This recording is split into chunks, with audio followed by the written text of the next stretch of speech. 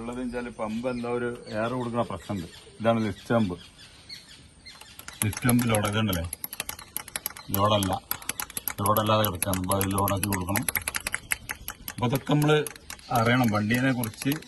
വണ്ടി ഓടിക്കുന്ന പഴയ വണ്ടിയാകുമ്പോൾ പ്രത്യേകിച്ചും, പുതിയ വണ്ടിക്ക് ഇങ്ങനത്തെ സിസ്റ്റം ഒന്നും ഇപ്പം ചെയ്യാൻ പറ്റില്ല, ഒരാൾക്ക് ചെയ്യാൻ വേണ്ടി പറ്റില്ല.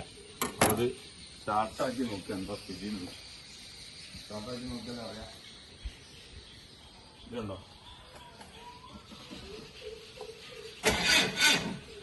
ഇതാ ഇങ്ങനെ കളിക്കുക.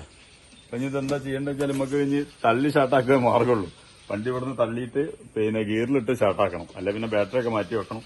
അതാണ് അവസ്ഥ. അപ്പം നമുക്ക് അടുത്ത ഘട്ടം എന്ന് വെച്ചാൽ ഇതൊക്കെ ക്ലിയർ ആക്കി, ഇതൊക്കെ ചെക്ക് ചെയ്ത് ഒക്കെ ക്ലിയർ ആക്കി തള്ളി നോക്കുക, തള്ളി സ്റ്റാർട്ടാക്കണം. ഗിയറിലിട്ട് തള്ളി സ്റ്റാർട്ടാക്കുമ്പോൾ വെച്ചാൽ ഒരു തേർഡ് ഗിയറിലിട്ടിട്ട് സ്റ്റാർട്ടാക്കണം, അല്ലെങ്കിൽ സെക്കൻഡ് ഗിയർ, തേർഡ് ഗിയർ, അല്ല വലിയ ഗിയറിലിട്ട് സ്റ്റാർട്ടാക്കിയാൽ സ്റ്റാർട്ടാവില്ല.